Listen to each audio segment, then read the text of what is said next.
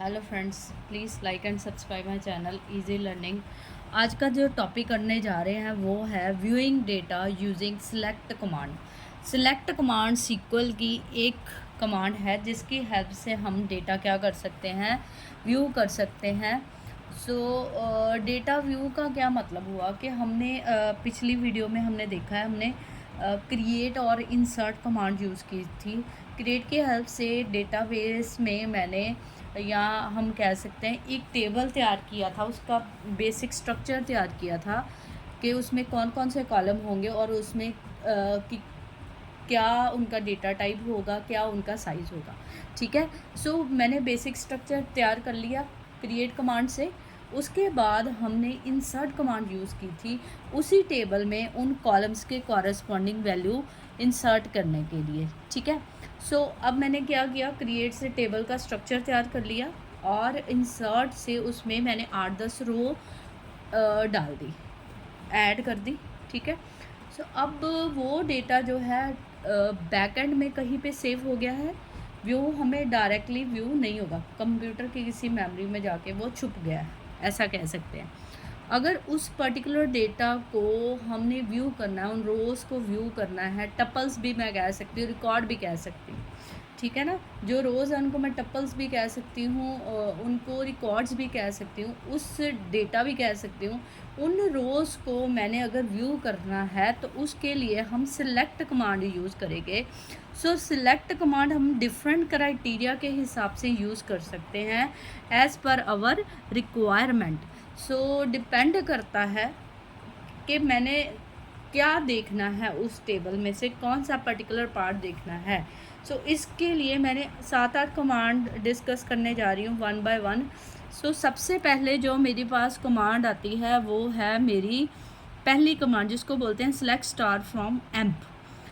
पहली बात, मैंने एक एम्प्लॉयर टेबल क्रिएट किया था जिसमें मेरे पास ये डेटा था। ये मेरे पास 4 कॉलम थे, क्लाइंट नंबर, नेम, एड्रेस और पिन कोड। उसमें मैंने ये 2 रोड्स मैंने ऐड कर ली फॉर एग्जांपल। अब अगर आपको ये मेरा सपोज़ ये पूरे का पूरा टेबल था, उसमें इतना ही डेटा, मतलब ये वाला पूरा टेबल है, ये मैंने पिछली वीडियो में क्रिएट किया था, ये पूरे का पूरा देखना है। उसके लिए मैं कौन सी कमांड लगाऊंगी सिलेक्ट की, select star from amp. Select star from amp, select क्या हो गया, मेरा फिक्स कीवर्ड जो हमेशा ही आएगा। स्टार का मतलब होता है ऑल। ऑल का मतलब जितने भी रोज़ और जितने भी कॉलम मैंने क्रिएट किए हैं, किसके लिए, फ्रॉम एम्प। एम्प उस टेबल का मैंने नाम रखा था। कह सकते हैं अगर तो आपको पूरा का पूरा टेबल एज इट इज़ देखना है, उसके लिए कौन सी कमांड लगाएंगे, पहली command select star from amp.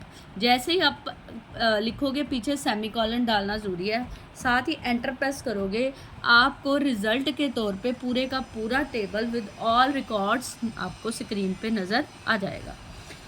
अगर आपको पर्टिकुलर कॉलम देखना है, ठीक है, एक पर्टिकुलर कॉलम, 2 कॉलम है, मैंने इसमें से ना, ये मेरा पूरा टेबल है, इसमें सिर्फ क्लाइंट नंबर और नेम देखना है। क्लाइंट नंबर, नेम क्या हो गए, 2 कॉलम। ठीक है। अगर 2 पर्टिकुलर कॉलम देखने हैं, उसके लिए कौन सी क्वेरी लगाऊंगी, मैं सिलेक्ट के कौन सा कॉलम देखना है, client number, comma, name, from किस में से, एम्प में से। जैसे ही मैं एम्प लिखूंगी, मेरे पास क्या आ जाएगा, ये देखो, मैं जैसे ही ये क्वेरी लगाऊंगी, मेरी ये आउटपुट आ जाएगी। ये मेरी क्या है, आउटपुट। क्या क्या आ गया, क्लाइंट नंबर और नेम। अगर आपको 3 कॉलम देखने हैं, फिर क्या लगाओगे, select client number, name, comma डाल के कोई भी, सपोज मैंने एड्रेस भी देखना है, मैं उसमें क्या ऐड कर दूंगी, कॉमा ऐड कर दूंगी, और मेरा तीसरा कॉलम क्या आ जाएगा, एड्रेस। आप एज इट इज़ ये क्वेरी सीक्वल का जो आता है सॉफ्टवेयर, उस पर रन करके देखोगे तो आपको रिज़ल्ट आ जाएगा जैसे मैंने बताया। अब मैं चाहती हूँ तीसरा तरीका, अब मैं चाहती हूँ, मेरे को चाहिए क्लाइंट नंबर भी चाहिए, 2 कॉलम चाहिए, क्लाइंट नंबर, ये कॉलम हो जाते हैं, क्लाइंट नंबर और नेम, बट इनमें से वो क्लाइंट नंबर, नेम चाहिए जिनका नाम क्या है, AB, मतलब कुछ और नहीं चाहिए। अगर आपको पर्टिकुलर कॉलम और पर्टिकुलर रो का डेटा ही चाहिए होगा, आप उसके लिए कौन सी कंडीशन लगाएंगे, वेयर। मैंने क्या लिखा, ईजी है, select client number, name, from किस टेबल से, emp, where address is equal to A B, address क्या आ जाएगा ए बी। सो मेरे पास क्या आ जाएगा, क्लाइंट नंबर, नेम, सिर्फ क्लाइंट नंबर मैंने क्या सिलेक्ट, कौन कौन से कॉलम सिलेक्ट किए हैं, क्लाइंट नंबर और नेम, जिनका एड्रेस क्या होगा ए बी, सिर्फ वही क्लाइंट नंबर और नेम शो करेगा जिसका एड्रेस क्या होगा ए बी। ठीक है, इसके बाद एक और बात नोट करने वाली है, अगर तो आप करेक्टर टाइप, करेक्टर मतलब इंग्लिश के वर्ड यूज़ कर रहे हो तो उनको क्या लिखोगे क्वेरी में, इनको क्वेरीज कहते हैं। सो उनको आप सिंगल कोट्स में लिखोगे। अगर तो कोई न्यूमेरिक है, जैसे यहाँ पे मैं लिख देती हूँ for example select star from emp where pin code is equal to 143001। यहाँ पे कौन सा मेरे पास आ जाना था पिन कोड, और यहाँ पे इज इक्वल टू उसकी वैल्यू क्या आ जानी थी 14300।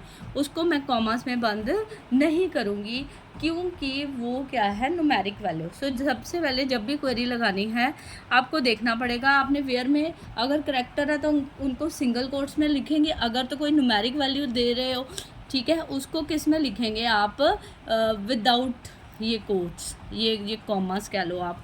ठीक है, उसके बाद जो मैंने नेक्स्ट क्वेरी लगाई है, जैसे नेक्स्ट क्वेरी है कोई यहाँ पे कोई भी चीज़ रिपीट हो रही है, रेपिटेशन हो रही है, जैसे C2 मैंने 2 बार एंटर कर दिया सपोज। सो C2 सिर्फ मेरे को एक बार ही विजिबल हो, मतलब सेम रो मैंने 2 बार एंटर कर दिया, सपोज सेम वैल्यू मैंने 2 बार एंटर कर दी। सिर्फ मैं चाहती हूँ कि टेबल में जो एंट्रीज डुप्लीकेट हैं वो सिर्फ मेरे को आउटपुट में एक बार ही नज़र आए। उसके लिए हम कौन सी क्वेरी लगाएंगे, select distinct star from amp, जो अलग है, जो एक लौती एंट्री बन के मेरे सामने नज़र आए, उसके लिए क्या करेंगे, select distinct star from amp, मतलब को सब कुछ नज़र आ जाए, उसके सारे कॉलम नज़र आ जाएं। सिर्फ C2 अगर 2 बार मेरे टेबल में आ रहा है वो सिर्फ मेरे को एक बार ही विजिबल हो।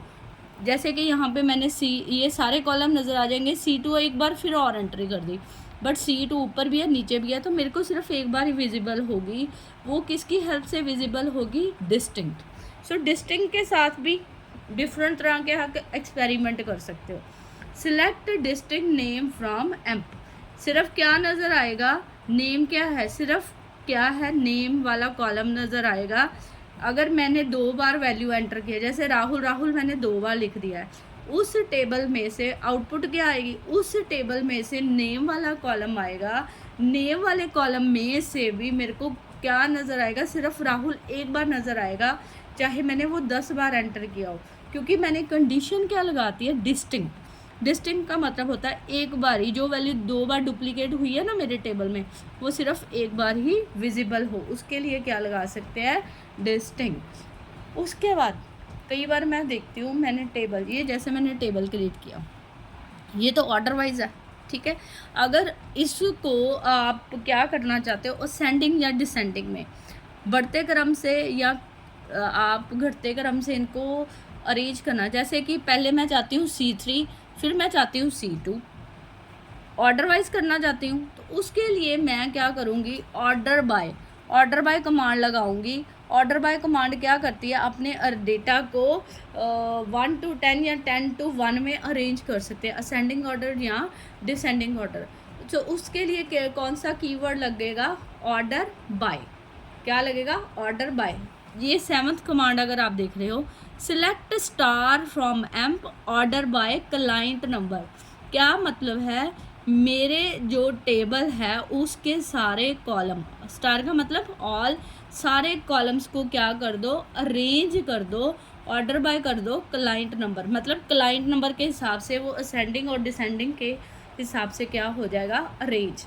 जैसे ये मैं कमांड लगाऊंगी, मेरा क्या होगा, जो पहले C2 आ जाएगा, फिर C3 आ जाएगा, C4 आ जाएगा, C5, इस ऑर्डर में मेरा डेटा क्या हो जाएगा, अरेंज हो जाएगा। पर अगर आप इसमें देखो, select star from amp order by client number, यहाँ पे मेरे को असेंडिंग लिखने की ज़रूरत नहीं है, क्योंकि जो हमारे टेबल होते हैं वो बाय डिफ़ॉल्ट किस में होते हैं, असेंडिंग ऑर्डर में।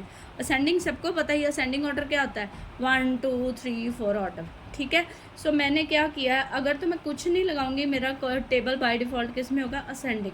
अगर आपको अपने टेबल को डिसेंडिंग ऑर्डर में करना है, डिसेंडिंग का मतलब पहले बड़ा वैल्यू आएगी, फिर छोटी, फिर छोटी, फिर छोटी। जैसे इस टेबल में पहले क्या आ जाएगा, C3 आ जाएगा, फिर क्या आ जाएगा, C2। अरेंज किया ना मैंने डिसेंडिंग में। तो उसके लिए मैंने कमांड क्या लगाई, सेव लगाई, select star from M order by client number, साथ में क्या कीवर्ड लिख दिया, डिसेंडिंग। सो डिसेंडिंग से क्या होगा, मेरा जो टेबल है डेटा को बढ़ते क्रम में लिखेगा। सो इस तरह से आप डिफरेंटली और भी कई तरह से आप अपनी क्वेरीज इम्प्लीमेंट करते हो, आपके लॉजिक पे डिपेंड करता है। सो इस तरह से आप अपने टेबल को क्या कर सकते हो, अपने टेबल के साथ खेल सकते हो, क्वेरीज के साथ खेल सकते हो और डेटा अपनी रिक्वायरमेंट के साथ जनरेट कर सकते हो। सो ये सिंपल मैंने 7-8 जितनी क्वेरीज थी लेकर उनको आपको समझाने की कोशिश की है। It is just an example. So I hope you like this video. Please like and subscribe my channel Easy Learning. please subscribe my channel. Subscriber नहीं बढ़ रहे, आप ही हेल्प कर सकते हो। So please subscribe my channel Easy Learning. Thank you very much.